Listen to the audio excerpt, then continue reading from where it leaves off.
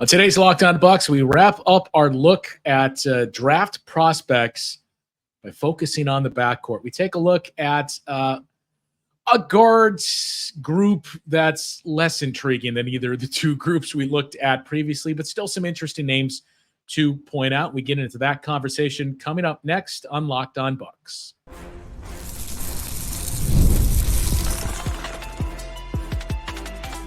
You are Locked On Bucks, your daily Milwaukee Bucks podcast, part of the Locked On Podcast Network, your team every day. Welcome into Locked On Bucks. I'm Justin Garcia, joined by Camille Davis, and we thank you for making Locked On Bucks your first listen every day. We're free and available wherever you get your podcasts, and you can find us on YouTube as well, part of the Locked On Podcast Network, your team every day. This episode of Locked On Bucks is brought to you by Prize Picks. It's the easiest and most exciting way to play daily fantasy sports. Go to prizepicks.com/LockedOnNBA and use the code LockedOnNBA, all lowercase. Get a free first deposit match up to $100. Camille, we have arrived at the end of the road for the draft prospect shows, and feel like it's a fitting way to go out because as we were talking about, I think we kind of mentioned this in previous shows, and as we were talking before we started recording, I don't really have the same juice for this class of guards in the draft that I did for the bigs and for the wings. But that's where we arrive now to take a look at here's some of the names that have been linked to the Bucks, or at least we've seen them work out. At one point, we're projected to be picked around where the Bucks are picking. I think that started to change for one name specifically that we'll get to. But I'll add the caveat as well. If the Bucks take a guard in this draft, I feel like it would be a second-round pick. Mm-hmm. We didn't spotlight any of those guys that are second-rounders. Max Christie is the one that would make the most sense there. We mentioned him briefly yesterday as well, obviously the NBA lineage. But this is not looking at guys that are going to be second-round picks. It's just the first-rounders that we're focused on. And I suppose I'll add this, too. One name that we did leave off here, well, you know what? Actually, no. We'll save that for the final segment. Let's get into, as we were talking, the two names that I think had the most talking points coming into this draft. 4 players projected to be somewhere in the mid to late teens, early 20s. So we'll start with the guy that, again, is featured on the thumbnail for today's show, and that is Bub Carrington out of Pittsburgh. The interesting part about him, he seems to be rising now on a lot of draft boards. I've seen him starting to track in somewhere around 15 for the most part. When this process started, he was right around where the Bucks are picking. I don't think he's going to be there anymore, but as we started digging into this, he was, and now you get to this point of, I don't think Bub Carrington is going to be there. I don't know that that's going to be a problem for the Bucks for reasons we'll get to, though. He is a combo guard, and I've seen a lot of high risk, high reward attached to him. Some of those comps, too, maybe not necessarily in terms of exact style of play, but more of that high risk, high reward and what you could expect to get from him. Anthony Simons and D'Angelo Russell I've seen thrown out there. He is very ball dominant, and a couple of the write-ups saying this guy really needs to be in an offense that is ball screen heavy. He's the one that's handling the ball, and ultimately his best role may be as just a dynamic scorer. That is your sixth man. Knocks against his shot selection. His shooting splits were okay, but not what you would really hope for a guy that's going to be as ball dominant as he was, a 40% field goal shooter, low 30s on his threes, below 80% at the free throw line. All the rest of the intangibles, not bad per se, just not great for a guy that's going to be dominating the ball as much as he was. He is really just a step in and score type of player. Second cousin of Rudy Gay, by the way. And I think the other thing worth pointing out when you look back at his freshman season, he scored in double digits 20 times. 4 of those were 20-point games. Only 15 freshmen did that since 1992-93. And if you want the interesting nugget, if somehow he does slide to the Bucks and they draft him, he would be the first Pitt player who was also a Pittsburgh native to be selected in the NBA draft since the Bucks took Lamar Patterson in 2014. Yeah, Bub is an interesting I mean, he's a young guy as well, which I think Yeah. should be pointed out because, again, a lot of the development that he has shown is come late. Like, he is somebody who apparently grew like a foot during his high school career, which, again, he's learning how to play with his size. But what we saw from him at the college level was that he is a gifted ISO scorer. Like, he can get to his shot. 75% of all of his buckets came unassisted, where, again, he is just going to go and get it himself, which is a talent that we've talked about a lot. Something that the Bucks don't have a lot of outside of Giannis, who does it a different way. Chris and now Dame, and those are your primary guys who can create their own shots. But Bub is a guy who, at such a young age, has already shown a talent for that. He's pretty nice in the mid-range as well. And that's what he was told to do while he was in college, be a shot maker. But with him being a shot maker, he's somebody who doesn't put a lot of pressure on the rim. Like, that's an area of the floor where he does not necessarily spend a lot of time in. Not necessarily a good, off the catch 3-point shooter. And he's also somebody who, as we mentioned yesterday, he's someone who just needs to put a little bit more bulk on his frame as well. Again, he has a lot of tools that you look at and you're interested in. About 6'4" guard, a combo guard, like you mentioned. Another comp that I saw for Bub was a big Lou Will. And I was like, that feels accurate from some of the highlights that I've seen from him and what I've read about him, because he's a bucket getter. That's what he's here to do for the most part. Pull up, a little bit of playmaking to him as well. He's kind of creative when it comes to that. Again, he has the intelligence of seeing, I have two on me, someone's open, and the ability to find who that open guy is. But again, he's not necessarily somebody who I can see on the Bucks coming in and having a really big role immediately. But if he gets into a spot where he can get you some playing time to kind of play through some of the development that he's going to need in his game, I think he has potential to be a pretty decent NBA player. I'm not sure of his fit with the Bucks, though. And like we mentioned, his draft stock has risen since we even started planning for this show, and I'm sure it continue to change over the next week in the draft that doesn't have a lot of consensus throughout. So it'll be interesting to see where he falls, but I can see why there's some intrigue to Bub. And another comp that I've seen too, which makes sense in the aspect of combo guard, is Spencer Dinwiddie. Not great athleticism, but very good size for, at worst, a combo guard, at best, a point guard at 6'5". And you mentioned the growth spurt that he had. The size helps him defensively. I saw a lot of, he doesn't really have great hands and those intangibles, but he's switchable and has that 6'5" frame, but his ability to get to his spots and score. I think the two things that would lead me to believe, again, neither of us think he's going to end up being there. So this, you could say, well, what's the point of mentioning him? When we started this, he was around there. But I think the two things where you would say, I get all those strengths that he's going to bring, but I just don't know that it would fit with this Bucks team, are how ball dominant it seems like he needs to be. And his role in that sense with the Bucks would basically be run the second offense. Kind of similar to what we talked about with Chris last year. You're the guy that's running the offense and you can do the bulk of the scoring. When you got Damian Lillard, he's not going to be ball dominant. And we mentioned he really needs ball screens, kind of similar to a lot of his play, the way that we saw the Dame and Brooke Lopez screen setting package last year. Again, that's going to be reserved for Damian Lillard, but he also struggled as a pull-up shooter a year ago. He's good in the mid-range, but not great in the pull-up sense. And again, if you're going to be ball dominant and you're going to be working off of ball screens, you're going to be walking into a lot of those shots. So that's one area that certainly would need to get better, you would assume, with Bub Carrington. I don't think, having said all that, if he's there at 23 and the Bucks end up with him, I don't think any of us would complain about it because of those very clear offensive strengths that he brings. And again, he's certainly not Ryan Dunn when we talk about that defensive ability, but he has size. And that's the big piece of it, is especially if you would, let's say, land Bub Carrington and have to figure out a way to play him with Damian Lillard. You can't have two undersized guys playing together, or you can't have a negative defensive player and an undersized player playing together in the same backcourt. Sam Vecini said he was the talk of the scouting community after conference championship week. He had several big games, as you can remember, giving Pitt a late bid for the NCAA tournament. Also had a strong start to his pre-draft process. Several teams noted he had an impressive pro day. There's an expectation he's going to go somewhere in the first 20 picks.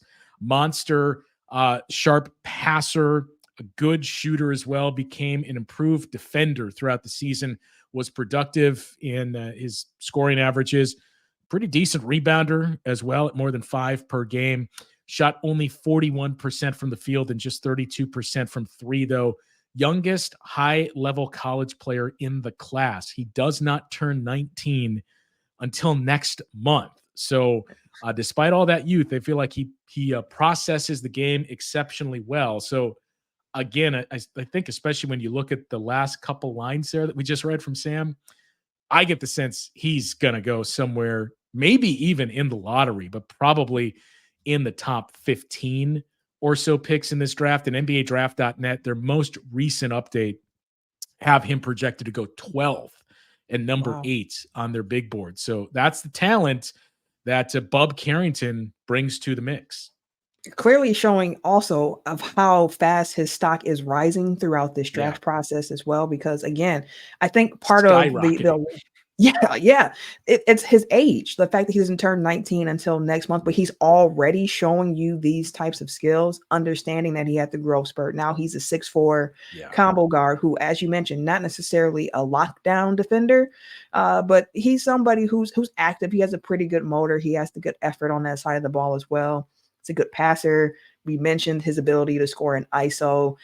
He's good with the catch and shoot threes, has a pretty decent handle as well. He's a younger guy. I was seeing another comp to him was Karis LeVert, like a younger and healthier Karis LeVert coming out of college. Not necessarily who he is in the NBA, but coming out of college, how he projects was another comp for him. But he's a riser for a reason. So I'll be interested to see if he actually is ready to play this year. Like what type of role that he's going to have. Is he going to be a rotation guard at this point, off the bench, so on and so forth? But the tools are there, and that's what makes his potential so exciting. And those, again, to go back to the conversation we've had all throughout the week, that's the interesting part about this draft is when you think about some of those names and those comps of Karis LeVert or Spencer Dinwiddie, some of the other ones that we went through with the Wings yesterday. Again, it's not all-star, all-NBA type of players, but it is strong, solid rotational pieces. And it does seem like there's a pretty decent amount of those in this draft. So you may not get a guy that's a cornerstone of your franchise going forward, but you're going to get a guy, if you do your due diligence and select the right pick, you're going to get a guy that is going to be a part of your rotation and playable depth for years to come. There's one more name that I've seen, I think, is certainly going to be there or very close to it when the Bucks are picking. He's another guy that seems like he's picked up some momentum and has another one of those interesting comps. We'll get into that after this on Locked On Bucks.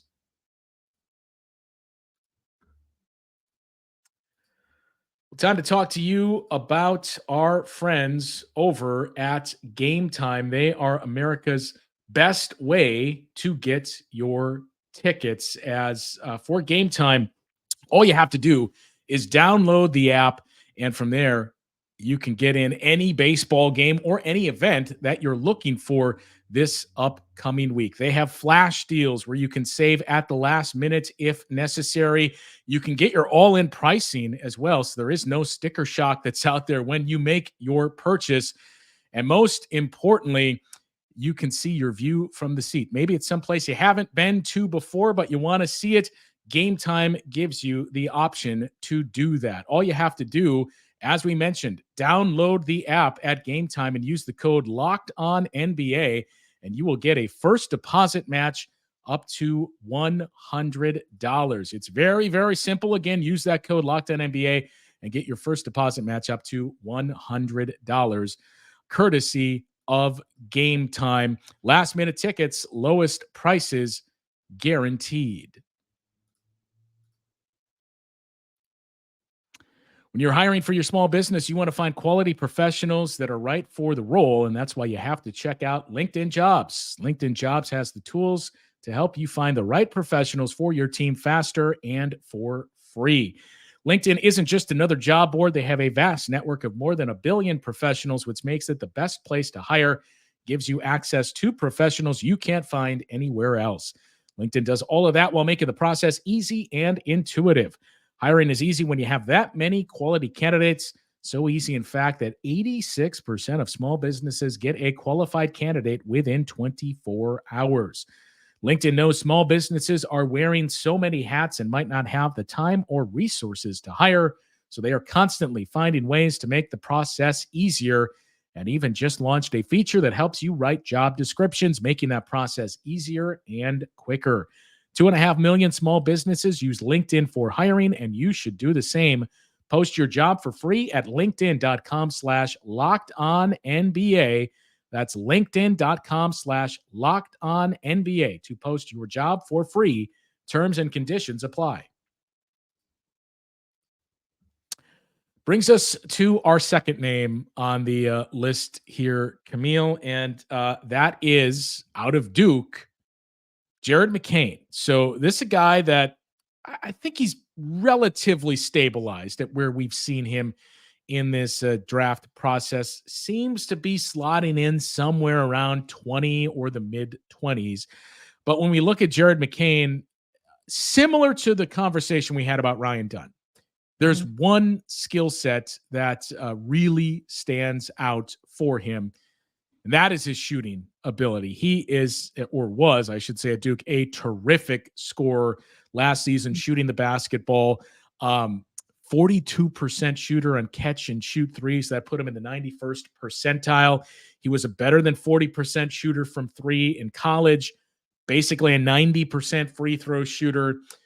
And, you know, when we mention some of these interesting comps that are being thrown out there, the comp that is most attached to Jared McCain, and you're already nodding, so I think you know where it's headed, is Seth Curry, who, again, also a Duke product. But I think this one, to me, makes the most sense because of his shooting ability, but also because, and I don't mean this as a knock per se, but outside of the shooting, there wasn't much else at the collegiate level, at least. Not to say he can't develop some other assets and do more, but it was basically shooting and a lack of size. And that's the exact same thing we've seen from Seth Curry throughout his career, but it's kept Seth Curry in the league for a decent amount of time.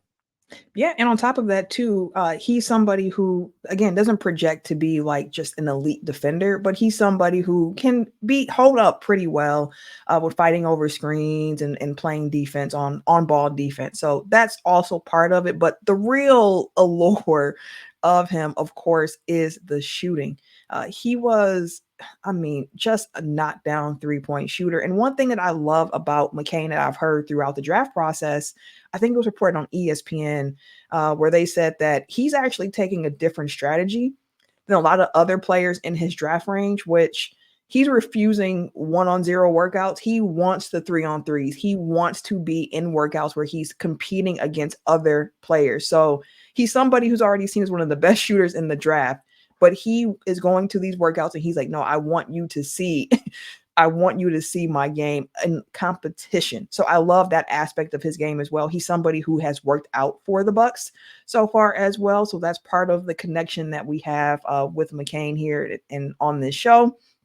But it's the shooting. That's the piece of it that is just the most alluring for him. And thinking of his fit with the Bucks, we've talked about how in that 2 spot, having a good shooter is helpful, but also having somebody who isn't necessarily super weak on defense would be a big benefit. We saw having the shooting with the effort with Malik Beasley last year, but having someone who can play a little bit more defense would be preferred. Again, McCain is not somebody who's a lockdown defender by any means. I don't want that to be, mistaken, but he's somebody who's going to put the effort in. He's not necessarily someone who's going to get targeted all the time. People are going to test him for sure, but he can play a little bit of defense there. He's not great at it. You might want a little bit more, but he's going to not necessarily be someone who you can target consistently. But if he's the worst defender on the floor, or if you put him in the backcourt with Damian Lillard, both of them might get tested from time to time. Yeah. So it'll be interesting to see that fit there when it comes to the defensive side. Again, I'm going to say he's as bad as Malik Beasley based on what I've been reading about projections, but he's also not necessarily a super plus. But the shooting is there for him, which is the big comp for him. I saw one more comp for him that was kind of interesting, and it was someone who Bucks fans might be familiar with, and that was Bryn Forbes when it comes to the shooting ability that he has. I mean, that's the toughest piece. I've seen the same write-ups of, hey, don't just assume he's a one-trick pony with the shooting. Here's some of the other things that he does. The size is the toughest part of it, and not just defensively. It's going to be tough offensively too, where he is a guy that's going to put pressure on the rim with his ability to get into the paint, penetrate, and kick.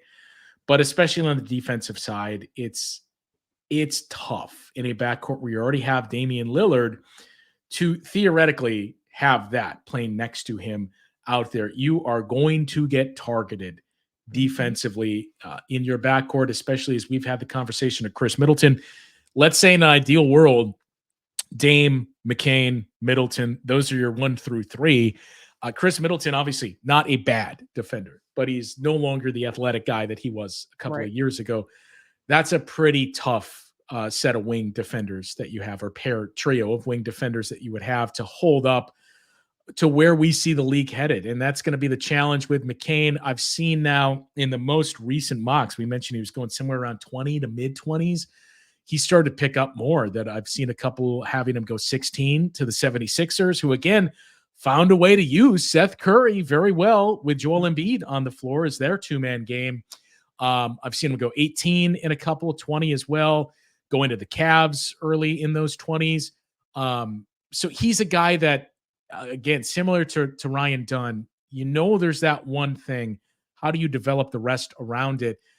And I think as much as we had pointed out, man, it's really rough when you look at the offensive side for Ryan Dunn. There's more to work with, I think, with Ryan Dunn, where you feel like you can develop the offense. It doesn't have to be all-star level. It just has to be replacement level offense that you can get from Ryan Dunn. The size is the biggest thing that's going to be tough to get over for McCain. Yeah, that's going to be tough for him too. And especially, again, he's a great shooter, as we mentioned, but finishing at the rim, not a strength of his. And again, it comes with the size a bit and just not having that touch around the rim. So when you're looking at how you would try to defend him, offensively, it's just close out on him at the 3-point line and then see what happens from there. Because more times than not, what's going to be the best option for him is going to be just passing the ball out of that situation. He's a great spot up shooter, which is something that would be helpful for the Bucks. He's pretty good in transition as well. A lot of the transition buckets that he got, he was slowing down, shooting the 3 from there as well.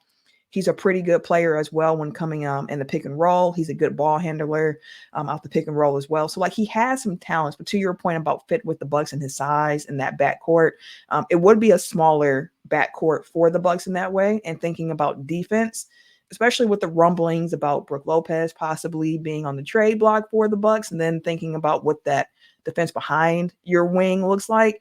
Yeah. Some question marks there where you wonder if taking McCain is the best fit for the Bucks. And as we've mentioned, just being completely honest here, going through all the different draft prospects that are on the board who've worked out with the Bucks, who might fall into the draft range of the Bucks, when it comes to guards, I'm just not as excited about some of those options here. I think that looking at picking around 23, some of the wing options are more interesting. Some of the big options are more interesting than what you can get from a guard position where the Bucks are picking. But McCain has some tools where you can look at it with that 3-point shooting, the competitive nature that he has, where it's I can see why this could be a fit here, but it's one that doesn't really excite me too much, if I'm being completely honest. And Sam Vecini said he was seen as a potential one-and-done lottery prospect entering the season last year with Duke. He had a slow start, and that kind of got people off his scent a little bit. But in the last 2/3 of the season, he was one of the best freshman scorers in high major college basketball. It started in early December when he started against Charlotte. From that point forward, averaged more than 16 points and 5 rebounds over a 28-game stretch, shot 42% on more than 6 3-point attempts per game, and show the ability to get into the lane and score in transition and driving on closeouts as well. I've seen some varying reports of whether or not that's something he's going to have to work on a lot more. But Facini added, I thought he improved dramatically on defense over his last 15 games or so. So there's a lot to like there. Again, it's just the size intangible that is going to be tough. And I think as much as we've talked about, well, who's the backup point guard? You need guys that are going to handle the ball. Mm-hmm. As we've kind of detailed, not only the level of prospects that we've dug into here, but just it seems like bigs and big wings are a much more pressing need for the Bucks than guards are. Got a couple more names to get into that we'll do as we wrap up our look at the guards coming up after this on Locked On Bucks.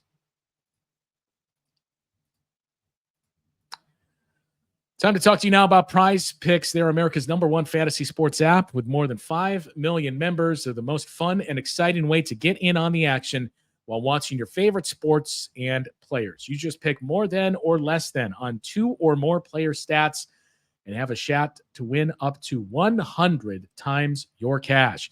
If you're searching for promotions, Prize Picks has you covered every week, from lowering select player stat projections on Tuesdays, which increases your chance of getting a win, to getting your entry fees back if you have a losing lineup on Fridays. And now that the finals are over, hoops action doesn't stop on Prize Picks. Women's basketball is just getting started. We got young stars like Caitlin Clark and Angel Reese looking to make names for themselves, along greats like Brianna Stewart, Asia Wilson. You could win up to 100 times your cash watching them this summer. Download the app and use the code LOCKEDONNBA for a first deposit match up to $100. That code again, LOCKEDONNBA. Use that code after you download the Prize Picks app and get a first deposit match up to $100. Prize Picks, pick more, pick less. It's that easy. All right, wrapping up our look at the guards in this draft, Camille, we didn't have a locked-in third per se. We had a couple of names that we were looking at, and I mentioned there was one that we did not really spotlight, but in hindsight, maybe we should have, because this is the name that seems to be locked into the range where the Bucks are going to be selecting, and obviously it wouldn't take much to get a scouting report on him, given he plays in the same building as the Bucks. That, of course, being Tyler Kolek of Marquette, who you're seeing really consistently locked in most of these mock drafts at around the 20 to 24 range. I've seen him going to the Phoenix Suns in quite a few mocks. The Cavaliers as well, with some of their two-man game that they could run with the pair of bigs that they at least have on the roster for now. But really quickly, Tyler Kolek, does he make sense for the Bucks as a guy that could essentially be your backup point guard that learns under Damian Lillard, runs the second unit offense? I think there's a lazy comp to be made to a guy that we saw torture the Bucks in the playoffs, and that's TJ McConnell. But Tyler Kolek is a much better shooter than TJ McConnell. He's got a lot of the other stuff that McConnell brings. He's clearly a better shooter, though.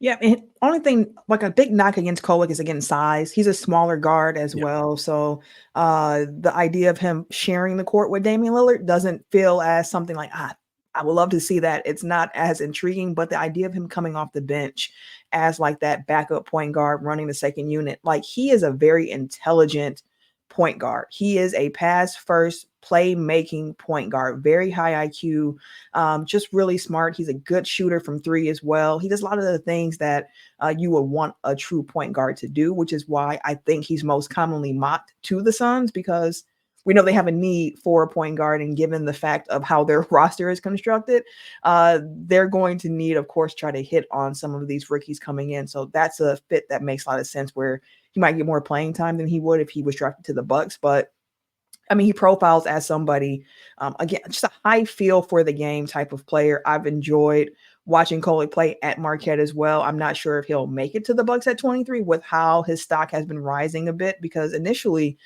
he was seen as kind of like a late first, early second, and now he's kind of coming up to the early 20s because, again, that three-point shot, the IQ, he's a smart defender is the way that I would say for Kolek. He just knows, again, just a high IQ type of player. So I mean, again, I wouldn't be opposed to it, but the idea of him sharing the court with Dame and things of that sort, not as intriguing, but as somebody who could be a backup point guard off the bench, I think he has that. Yeah, I've seen a couple with him at 15 going to the Miami Heat, which you look at and you think, he kind of strikes me as a Heat guy. That would make some sense for him, especially in that two-man game with Bam Adebayo. So an intriguing name there in Tyler Kolek. I mentioned we had a couple others to look at, but that's kind of the challenge with the guards here is it doesn't feel like there's quite as much of the potentially quality depth here. One of them that we did want to talk about, two, I should say.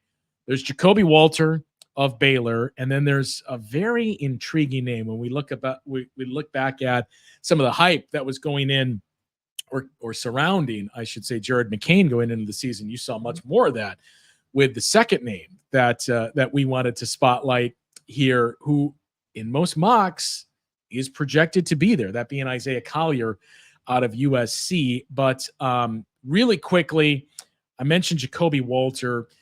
You kind of know what to expect from Baylor guys. So that's one thing that you would start with Jacoby Walter, who very young. And that's one of the differences here with some of the wings that we talked about. You saw more of the older guys that could potentially step in and give you something immediately.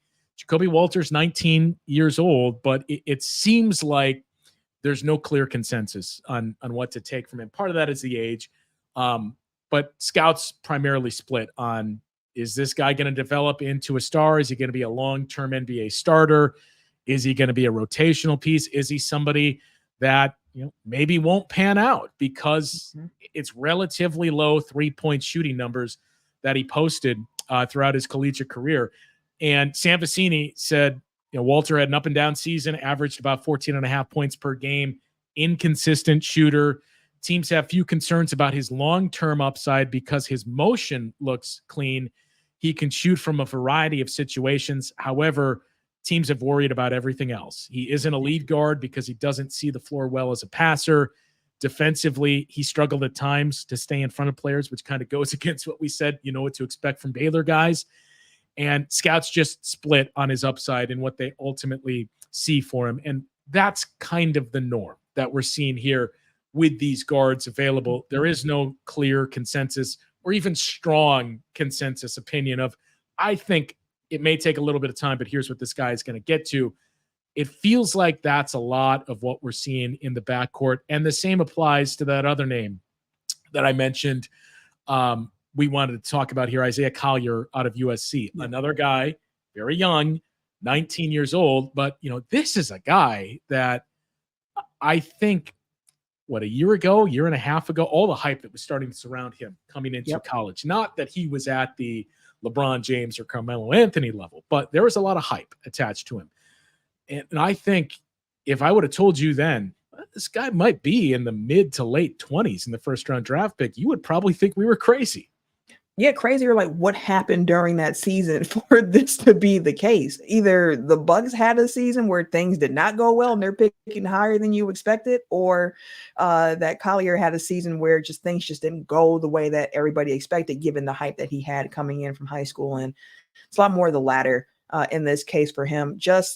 He has the flashes, right? He has also an NBA body where you look at him and he has the strength already. Looks like he's ready to go in the NBA already. But just and he has the size as well. 6'5" as well. Well, by USC, he looks at 6'5", but come combine, it was like more like 6'3" without shoes. So we'll see. But he's good at, attacking. He's good at the rim. Has a pretty good assist rate. He's shifty. But again, a really wide range on what he can be in this particular, or where he can go in this particular draft, which is the norm, as we've talked about. Some of the player comps that I've seen for him were actually two former Bucks point guards.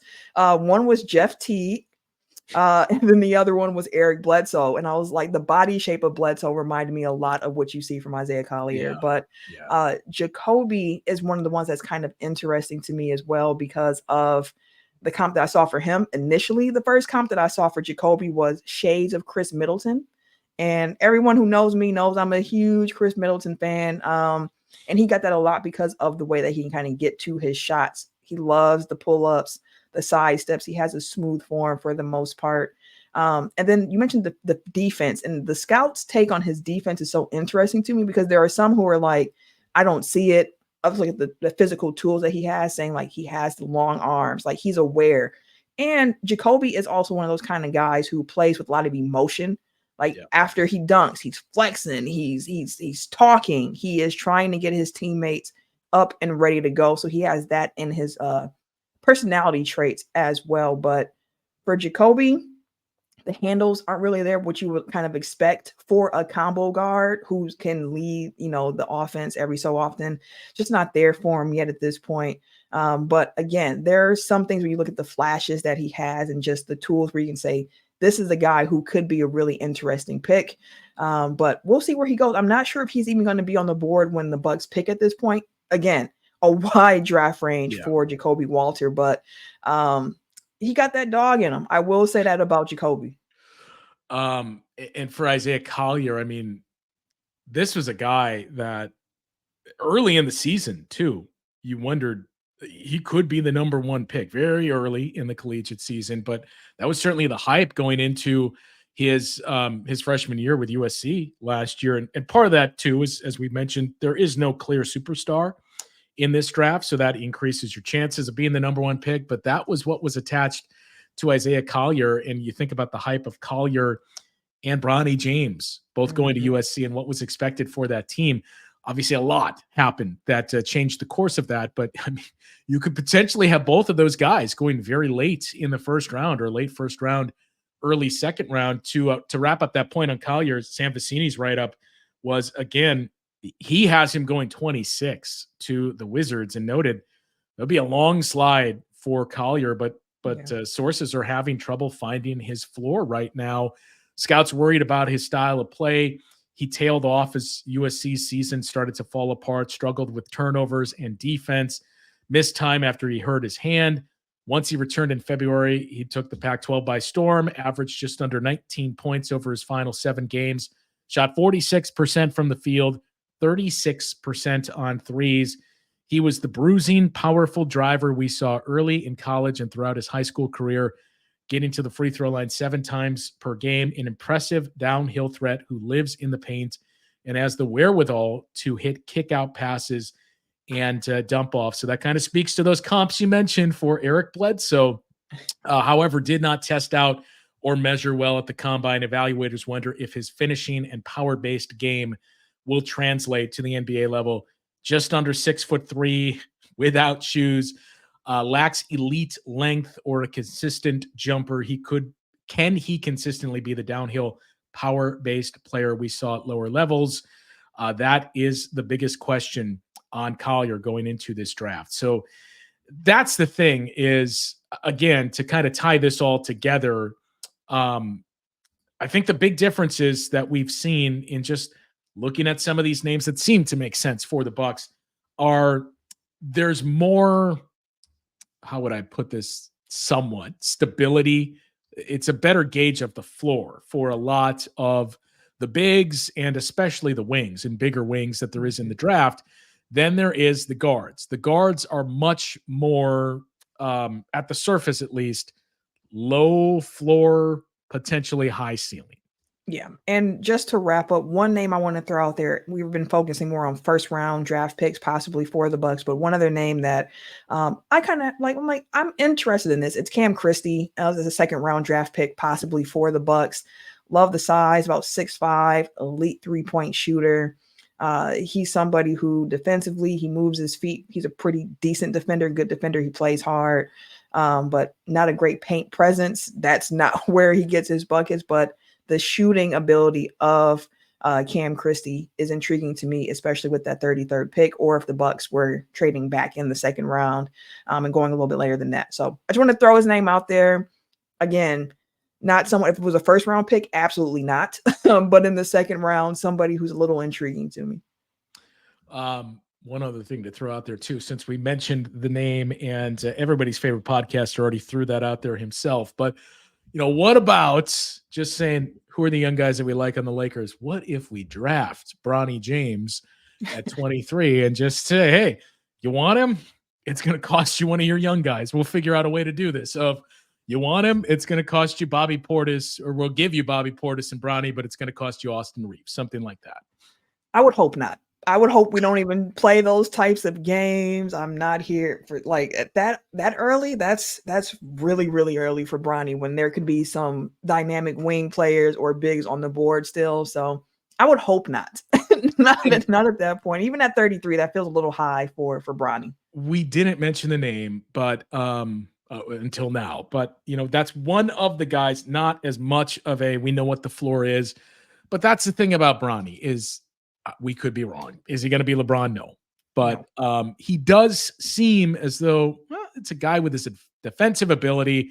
Granted, doesn't have the size of his father, but it does seem like, I feel pretty confident that take the whole LeBron and clutch aspect out of it. He'll stick around in the league for a decent amount as just a role player and a guy that's out there primarily for the defense. Yeah, that feels like a good fit for him. Just a guy who can make out a name for himself in the sense of being a high quality role player going on. Because if that defense is for real, he has the body type as well. Bronny could be that, but being like, that's a tough name to carry, LeBron James Jr. So hopefully that he can just find a way to stick in the league and have a nice career for himself, especially with the health scares that he had to start his college career where he wasn't sure if he'd be able to even get to this point. That'll do it for our look at the prospects that stood out the most to us in terms of realistically what would make sense for the Bucks. We will have much more on the draft next week. Again, we're going to do a live show Wednesday night for night 1 of the NBA draft to capture all the fallout, react to what's happening as it happens, and assuming the Bucks keep that pick, react to the pick that the Bucks make. So we'll post some more details on the time we plan to go live next week, but the draft starts at 7, probably sometime around 8, somewhere around there, so we can capture what's already started to transpire and then be live with you guys as the Bucks are making their pick. We're going to catch up with Van from Brew Hoop as well early next week to touch base on the second apron and cap situation the Bucks are facing, some thoughts he has on what they could potentially do to get out of the second apron, and just his thoughts on the offseason as a whole. So look for that early in the week. And as we've continued to mention, it's your last chance to leave the feedback. If you absolutely do not want it, even though, again, it's not going to take away from Bucks content, it would be a one-off separate show every single week. But leave your thoughts on Camille and I rolling out a wrestling show, probably Saturday, so you'll still get your Monday through Friday Bucks talk.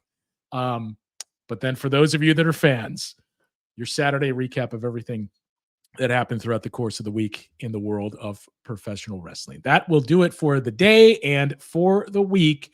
A lot coming up next week with the draft finally here and free agency beginning from there. Conversation with Van as well. And who knows what we'll have to react to in terms of moves, not just by the Bucks, but other teams made at the NBA draft. So we're now starting to hit the busy part of the offseason. For Camille, I'm Justin. We will talk to you once again next week on Locked On Bucks.